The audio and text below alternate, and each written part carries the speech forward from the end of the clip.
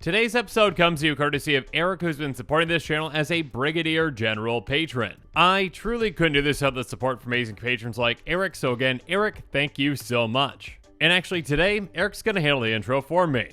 Hey Mitch, this is Eric from Oshkosh, Wisconsin. Love the work you do, and I look forward to seeing more in the future. Have a great day. So for Eric's shout-out episode, we're going to be doing a deck where you can beat your friends with just 67 cents. Which, of course, is an absolutely absurd budget. I mean, there are plenty of cards out there that cost more than this deck itself. I mean, Wayfarer's Bauble itself right now is around, like 74 cents. So even Wayfarer's Bauble, which is finally, once again, budget-friendly, is definitely not budget-friendly enough for this deck because this deck itself costs less than that singular card. So yeah, it is pretty easy to say that this is a very budget-friendly deck. Now, as we are going through the cards on this episode, I'm going to be taking you through different tactics to show you how this deck works and how we're going to win with it. And if you are interested in this deck, make sure you check out that deck list link in the description below. And now with all of that said, well, let's jump into it.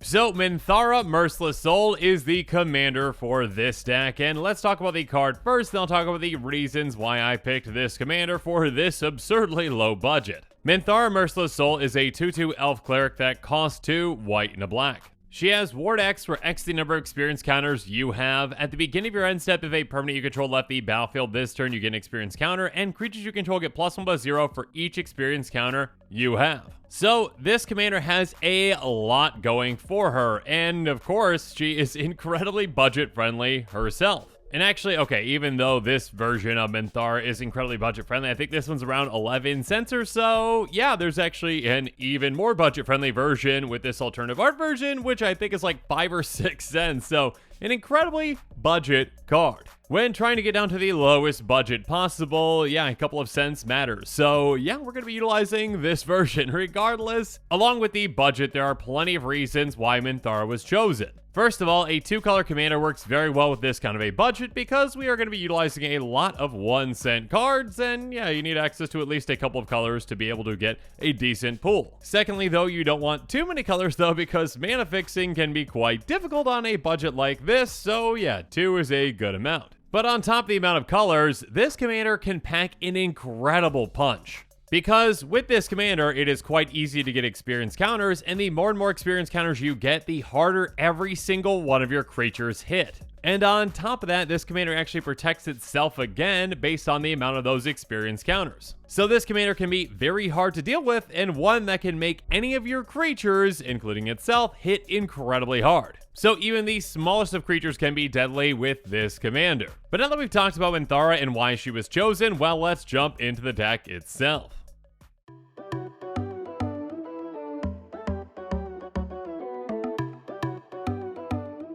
So first up, we're going to be utilizing some creatures that we can actually get back, or can get back other things with cards like Sanitarium Skeleton, Durable Coil Bug, and Driver of the Dead. Sanitarium Skeleton just costs a single mana, and it also has pay 2 and a black returned from your graveyard to your hand. So this creature can just keep coming back again and again and again, which is fantastic for multiple reasons. This can be great creature fodder for experience counters, and then of course on top of that again, the more experience counters we have, the harder this hits, and we can just keep getting it back as a threat that is repeatable. Speaking of which, there's Durable Coil Bug, which we can also get back, but this time by paying 4 and a black. And then Driver of the Dead has, when it dies, return target creature card with converting mana cost 2 or less from your graveyard to the battlefield, so this can get something directly back. Whereas Draugr Recruiter has Boast for 3 and a black, return target creature from your graveyard to your hand. So we can activate this by attacking, and again, putting this in danger is not necessarily a bad thing when it comes to getting experience counters. We also have some creatures that we can get back from our graveyard with Escape with Tizerus Charger and Underworld Charger. On top of that, Tizerus Charger can actually enter the battlefield a flying counter on it, which of course can be a great way to get damage through, especially when we have a ton of experience counters to pump this. Next up, another mechanic that we can utilize to help get creatures back is Encore, which we can see with cards like Kinsbale Courier, Exquisite Huntmaster, and Briarblade Adept. And again, with Encoring, we can see on Kinsbale Courier, pay 2 and a white, exile it from your graveyard. For each opponent, you get a token copy of it that attacks that opponent this turn. If able, they gain haste, sacrifice the beginning, then extend step, activate only as a sorcery. So we're going to be swinging at each of our opponents with a copy of this, and yes, of course, again, with that sacrifice, that's actually a good thing for this commander, because again, we guaranteed are going to be getting an experience counter. On top of whatever ETBs or triggers we have with these, again, Kinsbale Courier has when it enters battlefield, put a +1 counter on target creature. Huntmaster has when it dies, create a 1/1 green elf creature token. And Briarblade Adept says when it attacks target creature opponent controls, gets -1/-1 until end of turn. All very useful, especially those tokens that we can make with the Huntmaster, because again, those are great creature fodder, or again, just great ways to, have extra threats on the board, especially when we get more and more experience counters. Next up, another mechanic that we can utilize is Disturb, which we can see on Morning Patrol, which has a Disturb cost of 3 and a white, so we can cast from our graveyard transform for its Disturb cost. Which of course turns into Morning Apparition, a 2/1 flying and vigilance. Again, flying is fantastic with this kind of a commander, and it says if we put it away graveyard from anywhere, exile it instead. But yeah, great creature fodder on the front side that we can be aggressive with that vigilance, and then a fantastic attacker on the back side that we can utilize again. Speaking of utilizing again, we've got Fairgrounds Patrol, Heron Blessed Geist, and Null Caller. By paying 1 and a white, we can exile the patrol from our graveyard to create a 1/1 Thopter with flying. By paying 3 and a white, we can exile the Geist from our graveyard to create 2/1 white spear creature tokens with flying. And by paying 3 and a black, we can exile a creature card from our graveyard to create a tap 2/2 black zombie creature token with the Null Caller. So these can help generate fantastic creature fodder, or again, with enough experience counters, decent threats on the board. But of course, we're nowhere near done with making our army just yet.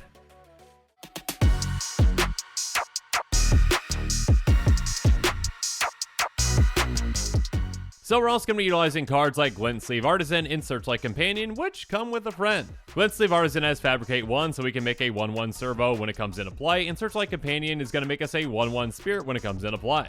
And again, keep in mind that although Searchlight Companion might just be a 1/1 to start off with, it does have flying, which is a fantastic form of evasion, and again, as the game goes on with the more and more experience counters we get, this can be a massive threat to our opponents. Just think, even with, say, 5 experience counters, that means that this Searchlight Companion itself is going to be a 6/1 flyer for just 3 mana that comes into play with a 6/1. So yeah, 12 total power for just 3 mana. Yeah, this commander can be quite powerful. Moving on though, we've got Night Squad Commando, Aether Inspector, and Bat Whisperer. If we attack this turn when Night Squad ETBs, we get a 1/1 human soldier. And then Aether Inspector is going to give us 2 energy when it enters the battlefield, and when it attacks, we can pay 2 energy and make a servo.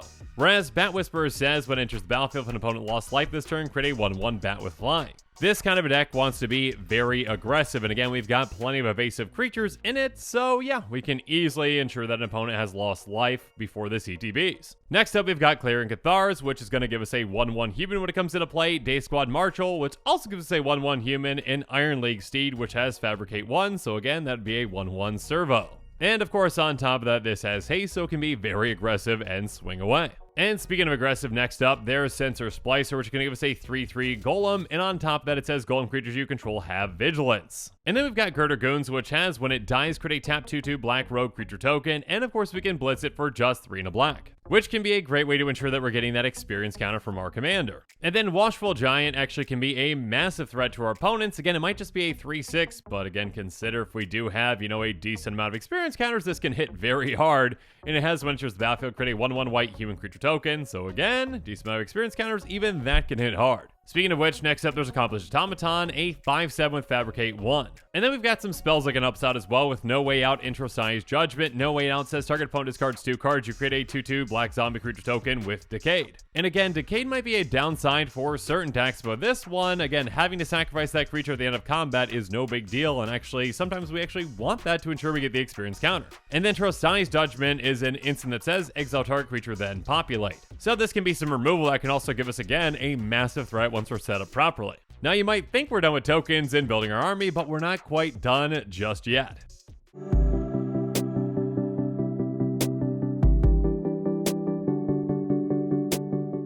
Because next up we've got Diregraph Horde, Malfid Twins, and First Response. Diregraph Horde has, when it enters the battlefield, create 2/2 black zombie creature tokens with Decayed. When you do, exile to 2 target cards from graveyards. So this itself again is going to be 7 total power across 3 bodies for just 5 mana. But of course, with this commander, that can be a ton more. With that same assumption of 5 experience counters, this is going to be an 8/4 that comes into play with 2 7/2s. Which, if my math is correct, that would be 22 total power. So yeah, we can hit pretty hard once we're set up properly. And speaking of a ton of power, there's Malphite Twins, which say 4/4, and when it dies, we get 2/2 black zombie creature tokens. But perhaps our best token generator in this deck is First Response. It says at the beginning of each upkeep, if you lost life last turn, create a 1/1 white soldier creature token. Again, a 1/1 might not be all that big of a deal, but once we have enough experience counters, those can be massive threats. And just getting free massive threats every single time our opponents make us lose life, that can be huge.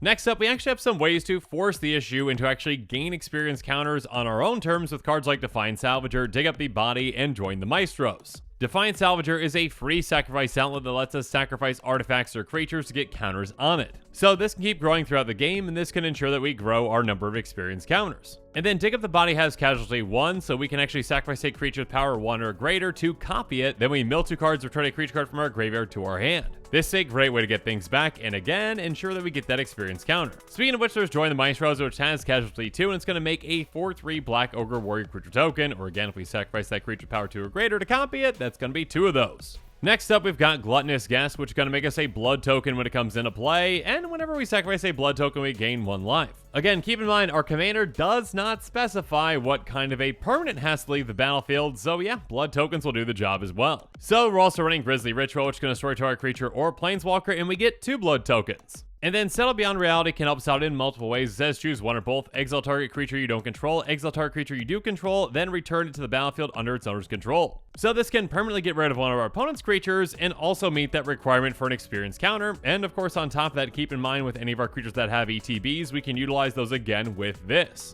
Now, as good as many of these cards are in this deck, there is one card that stands above the rest, and that's the Golden Pig of this deck. So the Golden Pig of this deck, the number 1 card out of our 99, is Kolaghan Skirmisher. It's a 2/2 human warrior for 1 and a black that has a dash cost of 2 and a black. So we can choose to cast it for its dash cost, and if we do, it gains haste and return from the battlefield to its owner's hand at the beginning of the next end step. This is a fantastic, repeatable way to keep getting experience counters on every single one of our turns. By dashing this out, it's going to be bounced back to our hand, so we can ensure that we get that experience counter trigger whenever we need it.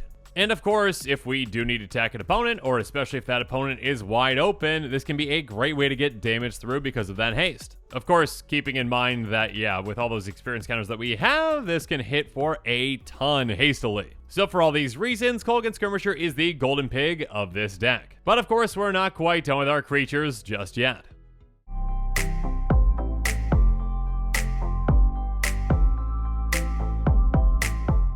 Because now let's move on and talk about some fantastic flyers in this deck. Again, evasion goes a long way when our commander, has all those experience counters and pumps our creatures for a ton. So let's talk about cards like Ranger's Hawk, Concordia Pegasus, and Arrogant Poet. Ranger's Hawk is a 1/1 flyer for 1. So again, later on in the game, this simple 1/1 flyer for just a single mana can hit for a ton of damage and generally get through on most players. Next up at 2 mana, there's Concordia Pegasus, which is a simple 1/3 flyer. And then Arrogant Poet doesn't actually have flying, but it is a 2/1, and whenever it attacks, we can pay 2 life to actually give it flying until end of turn. Which, of course, is going to be well worth that cost most of the time, and keep in mind that does interact well with First Response. Next up, how about Candlegrove Witch, which is a 2/2 that has Evasive combat on your turn if you control 3 or more creatures with different powers. Candlegrove Witch gains flying until end of turn. That is a pretty easy requirement for us to meet, especially with all the creatures in this deck. Speaking of which, next up there's Flutterfox, which is a 2/2 that doesn't naturally have flying, but it does say if you control an artifact or enchantment, it has flying. And then Breathless Knight has both flying and lifelink, so this can gain us a ton of life throughout the game, and on top of that, whenever it or another creature enters the battlefield under your control, if that creature is from a graveyard or you cast it from a graveyard, put a +1 counter on Breathless Knight. And of course, we do have ways for creatures to actually enter from the graveyard, so yeah, this can grow quite quickly. Next up, there's Sunmane Pegasus, which has flying and pay 1 and a white, and it gains vigilance and lifelink until end of turn.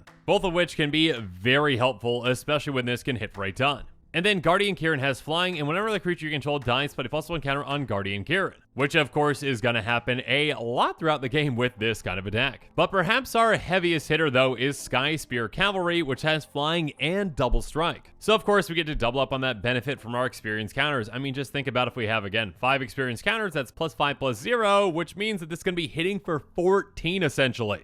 But then next up, how about Belfry Spirit, a 1/1 with flying and haunt, so when it dies, we exile haunting target creature. And when it enters the battlefield or the creature it haunts dies, we get 2 1/1 black bat creature tokens with flying. So overall, this is a 1/1 flyer itself that is basically going to make us 4 flying tokens as well, which of course can be an absurd amount of evasive damage. Moving on, we've also got some enchantments that can help us out with Valor of the Worthy, Knightly Valor, and Spirit Karn. Valor of the Worthy is going to give enchanted creature +1/+1, and when the enchanted creature leaves the battlefield, we get a 1/1 Spirit with flying. Knightly Valor is going to make us a 2/2 Knight with Vigilance when it comes into play, and it's going to give enchanted creature +2/+2 and Vigilance. So this can help one of our heavy hitters stay back for blocks as well. And then Spirit Karn says, whenever a player discards a card, you may pay a white. If you do, create a 1/1 white Spirit creature token with flying. So in the right situation, this can make us a lot of evasive flyers that again can hit incredibly hard thanks to our commander.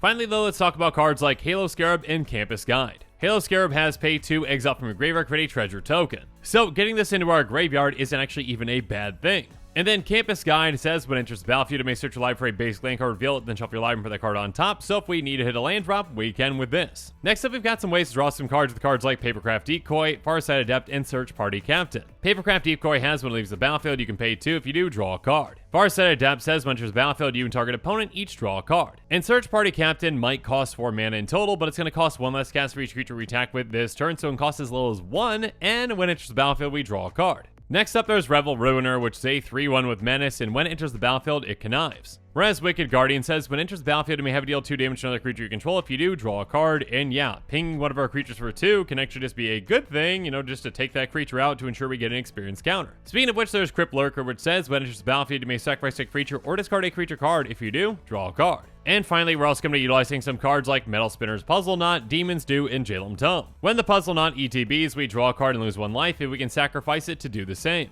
And then Demon's Due is an instant that's going to have us scry 2, draw 2, and lose 2. And then Jalem Tome is a great way to get some extra card selection. It's going to have us pay 2, tap, draw a card, and discard a card, or, looting, essentially. But now that we've talked about every single non-land card in this deck, let's quickly talk about the lands.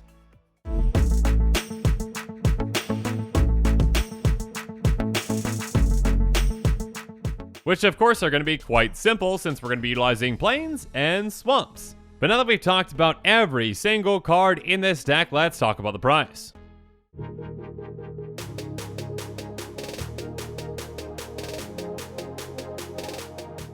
And of course, like I mentioned at the beginning of this episode, and you saw in the description, the thumbnail, and yeah, the title as well, this deck has an estimated cost of 67 cents. Which again is an absurdly low budget, and yeah, every single card in it outside of the commander is 1 penny. That being said, do keep in mind that this estimated cost does not include the cost of basic lands, which, you actually can get for free at some LGSs out there, or you might already have, or you can just buy in bulk to get them pretty cheap. And you actually might be able to save even more off that estimated cost by buying this deck on TCG Player and utilizing heavily played and damaged cards because, yeah, I mean, if that commander herself is, 5 cents normally, and a damaged version is slightly cheaper, well, it could be cheaper than this even somehow. And of course, those heavily played and damaged cards do need a home too. That being said, do keep in mind that this estimated cost does not include the cost of shipping, which might vary depending upon where you live. And with that, the show is coming to a close, so it's my turn to hear from you. So in the comments below, let me know what your thoughts on this episode are, and as always, thanks again and have a good one. This show and episodes like this one are possible thanks to viewers like you. If you're looking for an easy way to help support this show, make sure that you like, share, and subscribe. Also, hit that bell notification icon so you don't miss any new episodes. You can also go check out our playmats and other merchandise at thecommandersquarters.com. We also have a ton of brand new t-shirt designs in stock, so make sure you check out those as well. Another easy way to support this show is with our TCG Player affiliate links. So whether you're buying a deck or individual cards, you can use this general link right here or one in the description. And the final way that you can support this show is by supporting us directly by becoming a patron. There are many benefits to being a patron, and I truly couldn't do this without all of their support.